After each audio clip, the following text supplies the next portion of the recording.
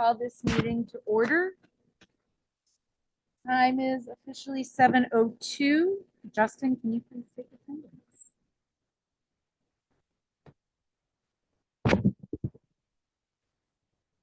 Joe Abdallah. Here. Greg Kava.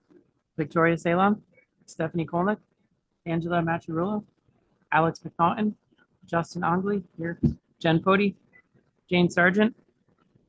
Pete Tagley. Mary Weber. And Chris Wade.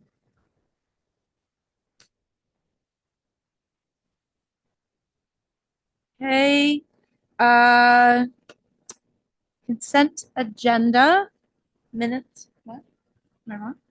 What are you talking about? Comments. Public comment. Thank you. On anything? Public comment? Anything on the agenda? I see no one.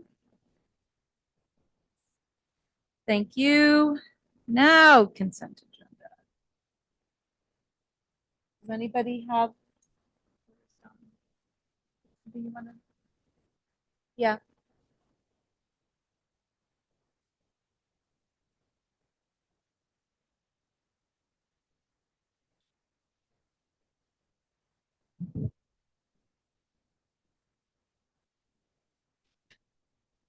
Stated that he has to document that information and report it at the board meetings. It is at a board meeting. At a board. Okay.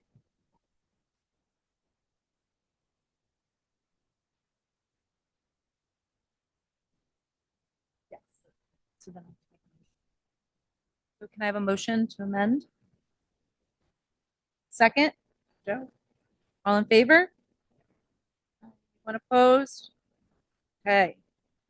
Moving on. We have reports and recognition. That would be me. All right, my little report that I write out. Okay, so we are in full swing here, Region 12. Convocation was a big success. I'd like to thank Dr. Rodrigue for creating a positive energy for the convocation.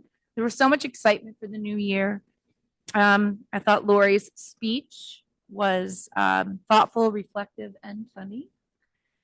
Drawing from her own childhood experiences, it was heartfelt, meaningful, and relatable. So thank you so much, Lori. I was also moved by our teacher of the year, David Morgan. I could tell by his speech that he deeply respects all of his colleagues because he works in all three schools. And I felt that it was such a beautiful way to connect to everybody. And I can certainly see why he was chosen.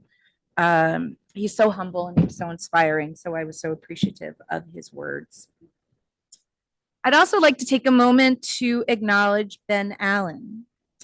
I was talking about this with Lori, and I've just been absolutely blown away by all of your pictures on social media, Ben, and on the Region in Review. You have an amazing way of capturing the spirit of all of these students in a really beautiful way. And so I just have to commend you on that. Thank you. And I also can't wait to see your video. So well done. And lastly, I just wanted to take a moment. I had the opportunity to go to the Hartford Yargoats, to the Duncan Park to see one of our Chicago alum play and starting pitcher for the Altoona, the team, the Altoonas from Pennsylvania. Dominic Parachi was drafted by the Pittsburgh Pirates, had the opportunity to play in his kind of own backyard. And it was really incredible to see so many Chicago families there to support him. It was really just a vast of just seeing who's who of everybody. There were young kids from the elementary schools, the middle school. There was baseball players from the Chicago baseball team that were there, teachers, past and present. And it was really kind of incredible. And I also just want to give a shout out to Dom because I think he did such a wonderful job after the game of taking the time to sign autographs for the Chicago students, to take pictures. And it was just a real proud moment to see a lot of Chicago families there. So I just want to say that I was really honored to be there to see that. And that's it for me. And Matt Parachi is an extremely proud dad. Unbelievable. So, absolutely. as he should Although be. we did drive up with him and his wife, and it's very quiet in the car. Very quiet. So For a that's very okay. short time. Understandably. So yes. So I'm going to hold off on my reflections of opening days because it's on our agenda and we have our wonderful principals this evening, and I'll speak then. But first, I'd like to welcome Danielle Perlowski, who is our new board recording secretary. Thank you and welcome, Danielle. This is her first night, obviously, and we're thrilled to have her step up to help us out. We will be working on updating, just so you know, and sending out our school security and safety plans. I mentioned in my board highlights, and Mike Epps, who is our SRO, as well as the input of all of our staff and our leaders, will be working on updating our plans and sending those to the state of Connecticut. And those are due in early November. In a letter, as I believe I sent to you, which I sent to parents on the incident in Georgia, I updated parents briefly on some of the ways that we have opened the school and prepared our staff and our leadership team for emergency incidents on school property, including ALICE training. And of course, we have our annual drills focused on fire and shelter in place, and certainly lockdowns and evacuation. We've also built out, as was mentioned in our F&O committee, the vestibules or starting to finalize the vestibules for every school, and where our ASOs, our new ASOs are located, so that they can help with visitor management. And that's an important part of what we're doing to make our kids safe, keep our kids and our staff and our leaders safe in all of our buildings. The state put together a special ed task force, and that task force was instrumental in starting to study special education, both services and funding as it exists over the years across the state. It is a historical perspective, and I will be sharing that with you. There were members selected on that task force that represented leadership across the state from our own superintendent's group, staff. Tara Flaherty, actually our union president, and she's a parent as well, was selected to serve on that as a parent and union president. The report just came in yesterday. I would have mentioned it in my Sunday highlights, but it literally came in after I sent that out. On first read, it certainly provides what I think is a thorough and historic perspective of services, of special education needs, and funding as it stands, both past and present, and how that's allocated to districts, which was really the primary focus of the investigation. And I will share this with you once we have a chance to review it. Not much in the lines of recommendations. However, the task force was really, its purpose was to really take a look at where we have been and where we're going, and that will certainly be instrumental in how they're going to start to look at allocations in the future. I think there was a promise of 40, they would get up to 40% at some point, and that did not come to fruition, as you know. So I will be sharing that, and I will be talking with my leadership team so they get a sense of what that is as well. And then just want to go through personnel. We have appointments. Elizabeth Ackerman, elementary teacher, 1-year position at WPS. Ryan Blatchley, our new agri-science teacher at Chapag. Joy Castro will be our new Spanish teacher at the elementary schools, and she will start early October. Sarah Parker is a paraeducator at Washington Primary. And then Sophia Ryan's paraeducator at Chapag Valley. Chris Ubaldi, the education tech specialist at Booth Free and Burnham. And then we have some resignations and retirements. Brooke Faison, the ed tech assistant at Booth Free and Burnham. Letitia Perpelli, head custodian at SVS, and her retirement is effective October 31. And Gianna Partland, the paraeducator at Washington Primary, effective August 9th. And we also have a leave of absence, David Morgan, our PE teacher at our elementary schools from October 16th through December 13th. And that's all I have this evening. Thanks, Lori. Treasurer's report, Alex? Yes, Nicole presented me with a couple of spreadsheets, and I'd just like to go over a couple of items on each one. We have the 2023-24 numbers. Now, they're still going on, but the good news is we ran at a surplus of $16,158.97. But there is also some encumbrances which have to be dealt with, totaling $450,2450. That number is already included in the 13,000, and that number can only go down. So that would mean that the balance would go up.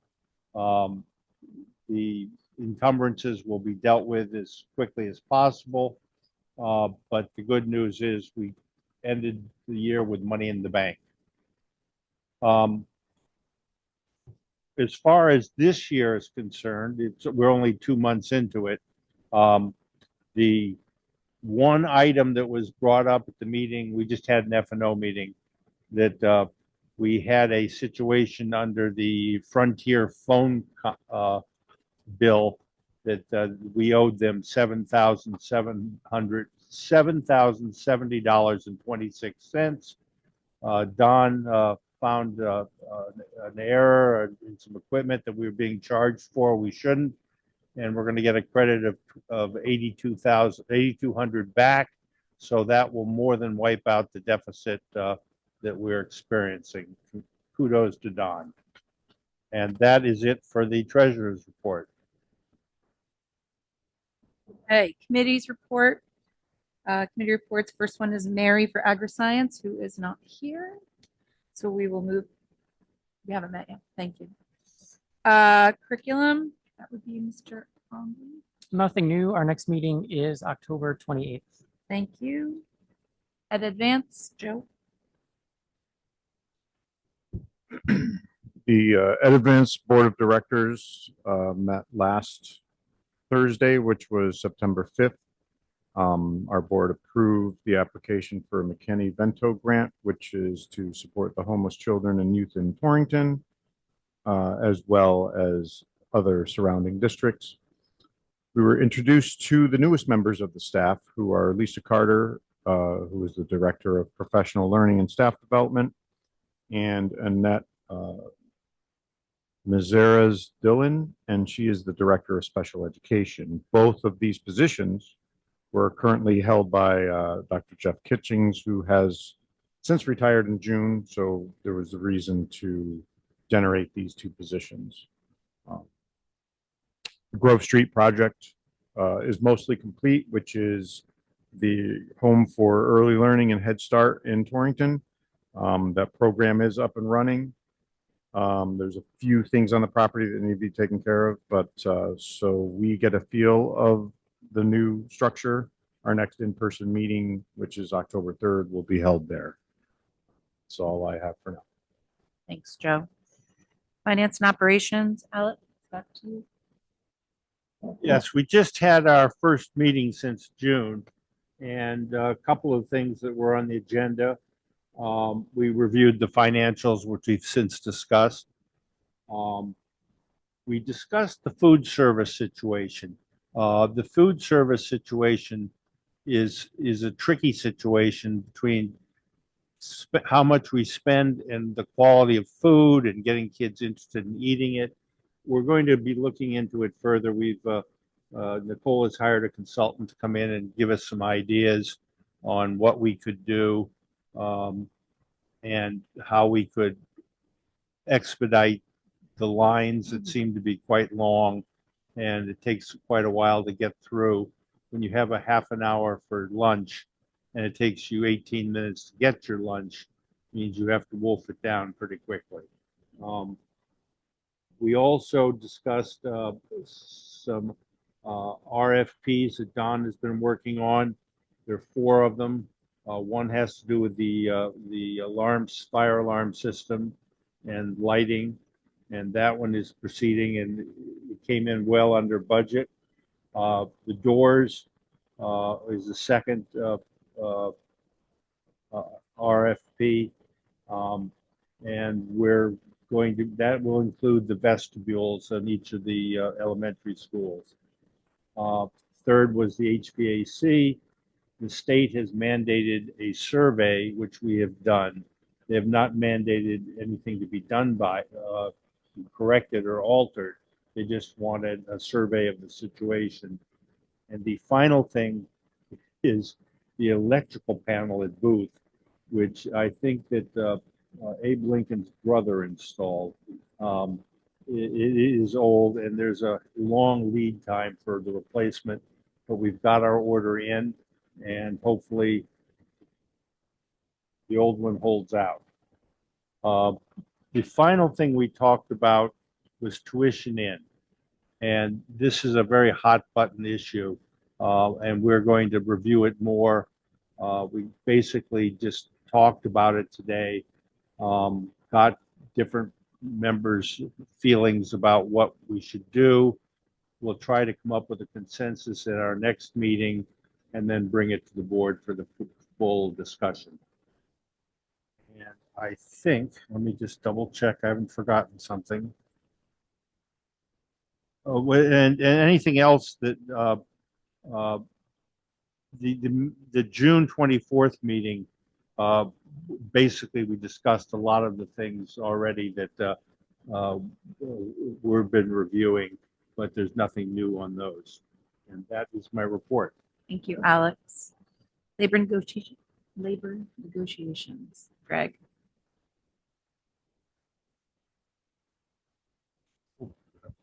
As you know, this year we are negotiating with 3 of our unions. We have 5 unions that we negotiate with. We have 3 of them this year.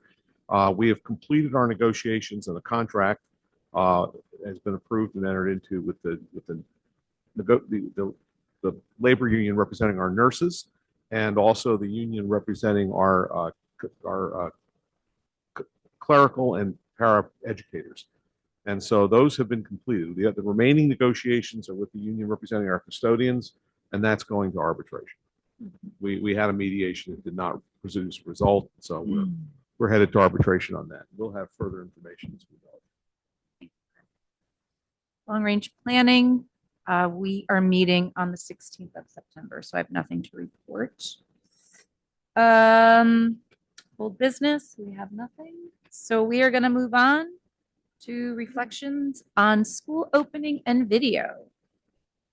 So I just have to say, as openings go, I think this year was one of the most enjoyable and joyous ones I've seen in many years. And I have to tell you, and nowhere else, and I really mean no other district that I know of, will you find a horse, a donkey, a mascot, dog, attending morning drop-off on the first day to send the children off to school in such a positive manner. It was really, that was impressive. I missed most of that, so I had pictures. I was at one elementary that was happening at another, so, but had lots of pictures. But I was at all of the buildings the first day and that week. We had nearly 100% attendance, and the enthusiasm, I have to say, was very clearly evident in every building. Parents, students, and our staff, it was clear that everyone in the community was certainly ready for the new year. Parents and students, and I think this was mentioned in another meeting, made it a point to meet and greet the armed security officers. And I just remember one student walking up and shaking one of the ASO's hands and asking if he was really that tough. I thought that was adorable. And kindergarten teachers welcomed our youngest students to their new buildings and classroom. It was really quite amazing to watch the care and thoughtful approach that all of our staff in Region 12 take to ensure our students feel good about coming back and, you know, entering school and feeling comfortable and wanted and safe. And that's important. Staff, as you've heard, have had wonderful professional development, both during the summer and following convocation. We had some really good feedback on it.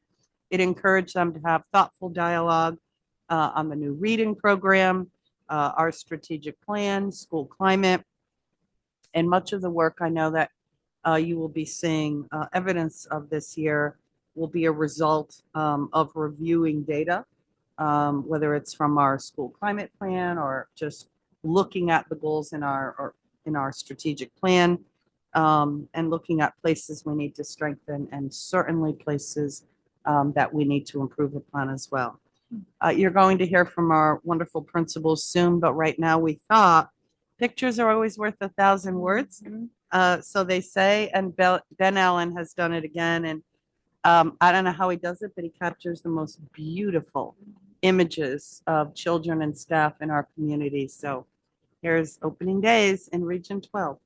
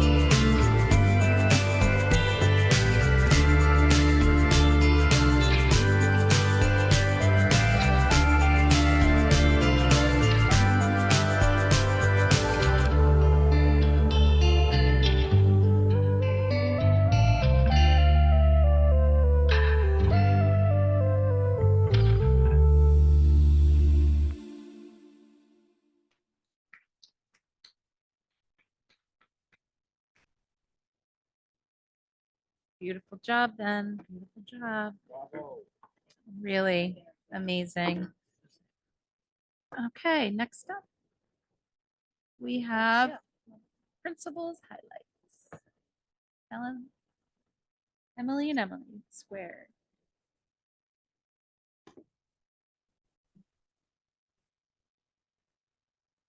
I was like, how do you beat that video? I don't know.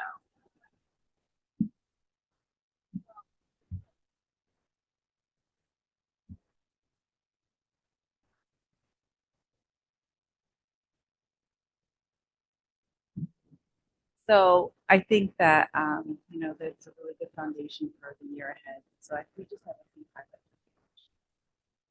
The first one is going to be on the next slide. Professional development. As Lori had mentioned, we had a wonderful and that was great to start our professional development. Sorry, we're so short. I guess we have to. He did have sessions, workshops with just our teachers, and that was extremely beneficial. Some teachers, after his first initial speaking, they were like, oh, how do we incorporate this into our teaching? And we love these ideas, and how can we make it work with our schedules or our curriculum? And it was just a wonderful time for him to talk about using clear learning targets to guide student work and how impactful it had been, which he has a wonderful gift of storytelling. And so he used stories to show how that just even learning goals impacted students. And so it showed to the teachers how important that aspect is. Using exemplars to leverage equality student work. So talking about, people talk about copying, but copying is really, we do that in apprenticeship. We do that a lot of times to see the goal of our work. And so, showing exemplars to our students is just so beneficial to show them where we want them to get to, and then use creativity along the way. And to use feedback to identify criteria for success and beyond. So thank you. That was our wonderful professional development. Opening day. I mean, Dr. Rodriguez spoke a lot about that, but our staff and students showed enthusiasm for the start of the school year. Again, after a few years of maybe some anxiousness post-COVID, it was just everyone was coming in smiling, happy. Our teachers were outside ready to greet our students that might have been a little anxious, but everyone definitely had a wonderful start to the first few days of school. Students came in prepared and ready to learn, and our new teachers were very excited to be part of our Region 12 community and to have their first move days here. And so as the school began, one of the most important priorities for our staff is to build a positive learning community. And so the first 6 weeks of school are essential, setting foundations for routines, relationship building, sharing within the and collaborating within the classroom. So the focus really lended itself to the responsive classroom techniques.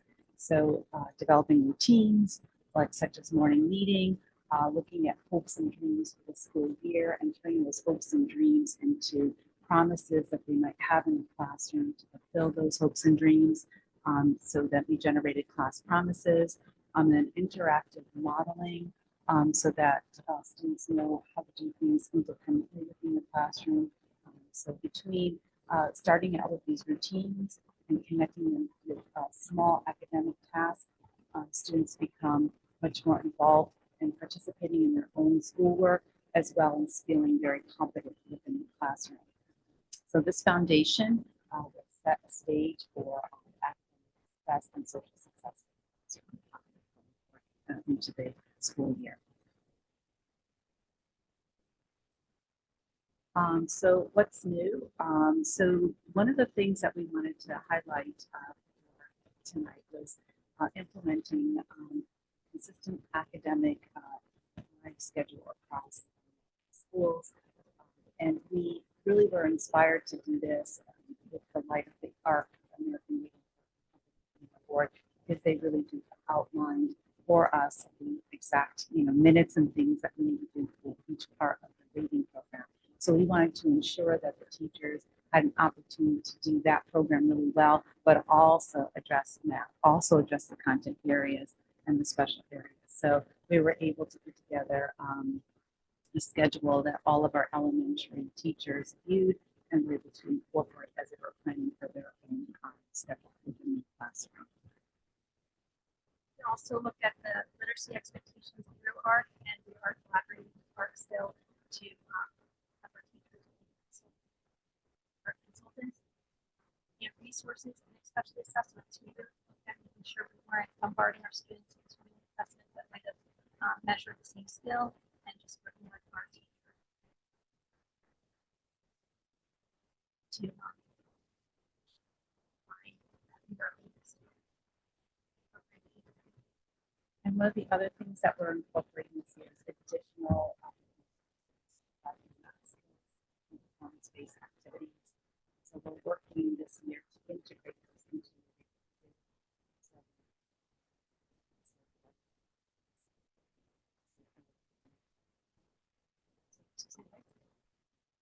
any questions or comments? Thank you so much.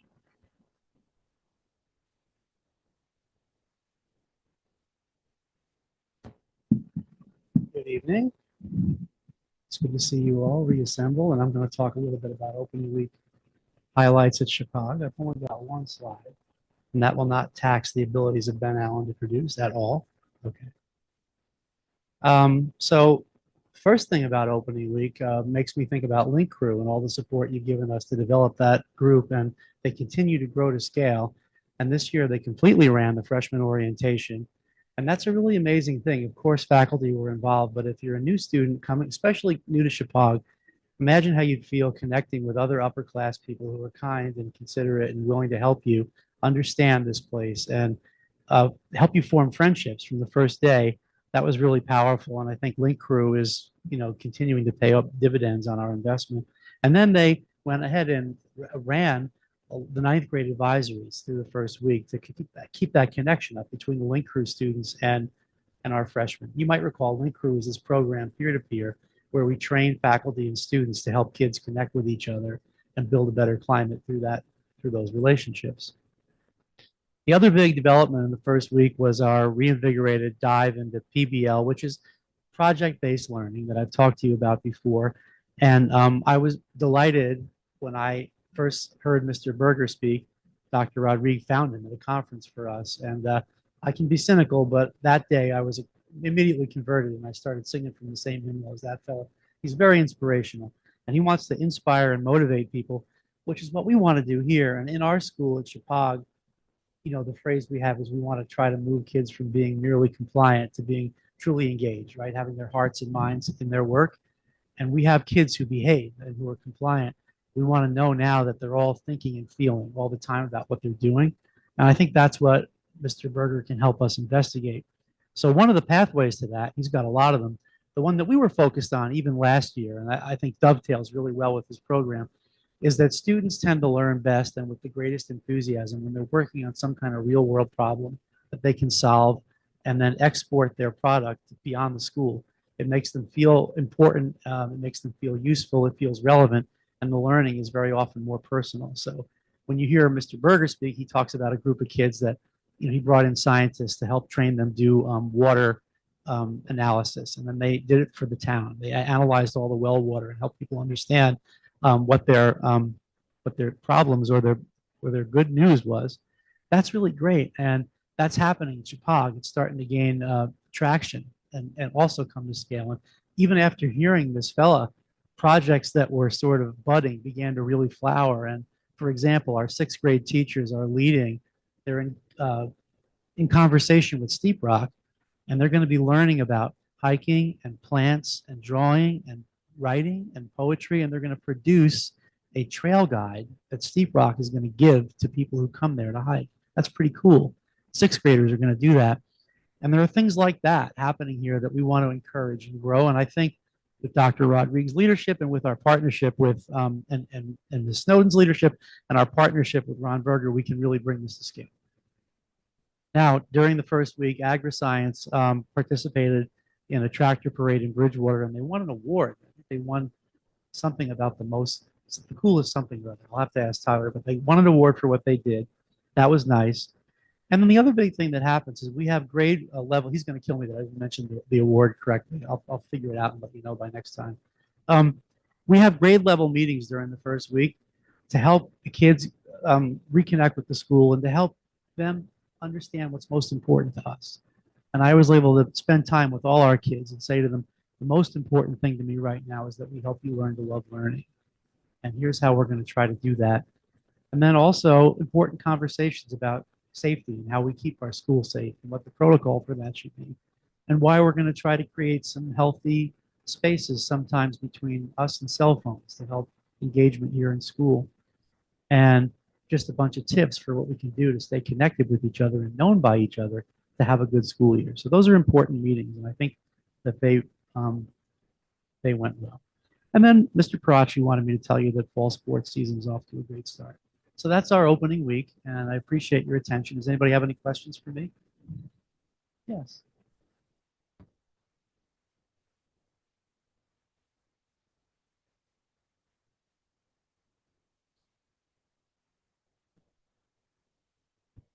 Can you give a little bit more detail about what those rules are or what the conversation is around cell phones as we're seeing in the news? There are more and more studies showing Yeah. the actual health effects of cell phones on teenagers. Yeah, the research of Jonathan Haidt is all the rage now, right? And it's become a hot topic and even controversial in some places. Now, here, our rule is not new, but we want to have a reinvigorated enforcement of it, which is what we're working on this year.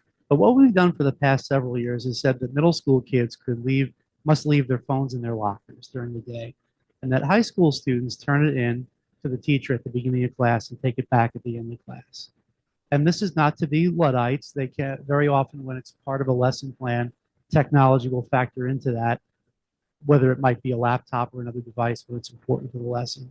But the research is pretty clear. I think the jury is not still out that if we create a little bit of space, we'll get a lot of return out of it in terms of their health, their wellness, SEL wellness, cognitive engagement, those kinds of things. Now, the conversation is when I talk to the kids about it, I always want them to understand that I'm not a frustrated school marm. You know, that it's not like I'm saying you can't wear hats or chew gum in school. Or we don't make rules in order to boss people around. I want them to understand that we've come to see it as a public health issue, and that it wouldn't speak well to us if we didn't weigh in and try to make sure that we keep them as safe as we can within reason. You know, cell phones technology, they're not dark per se, but something has happened over time between the circuits of that cell phone and the dopamine and the circuits in our brains that creates a bit of an unholy alliance, we think. And I think we were able to get buy-in from the kids that this is why we're doing this. This is to help you have a healthier, better school day and reconnect with each other, do things that we think in the long run are going to benefit you. And I didn't get a lot of angst from the kids about it. And if they feel that, they know where to find me. But I think we were able to couch it in terms of, again, public health and wellness, and they seem to accept the message. I was just going to add too, and thank you for that. I think I put something out to all of you about the cell phone policy, and we went back and actually looked at our policy because we thought, well, let's make sure that what's being talked about out there and how other districts and the state are viewing that. We want to look at it through that lens. And to be honest, our policy was really strong. And the issue was, as you mentioned, was we wanted to reinvigorate that and to make sure that it was being implemented with consistency. And that was really the biggest problem. Then the state sent guidelines, and I think I might have shared that with you all.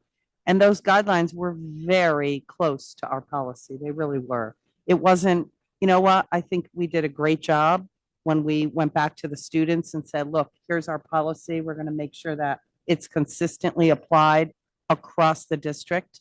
And you know what? They were really good about it, I think. And you get a lot more from that. You really do.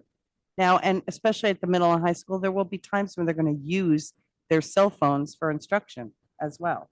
So there's a balance there.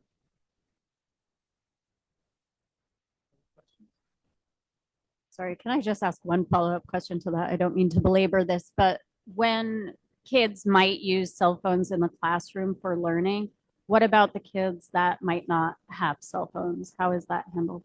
Everyone has a device as well.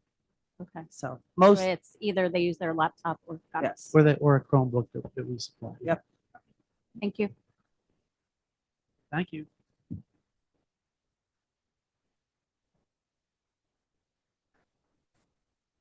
I knew that. Okay, the best embodiment of Bridgewater. Thanks for. It's hilarious. You can see why that's not your everyday run of the mill award. You can see why I would have, right? That's so. Best embodiment of Bridgewater. Okay. Thank you so much, Don. And that's it. Hard to believe. The motion to adjourn at what time is it? 7:42. Second? Let's go. Thank you, everyone.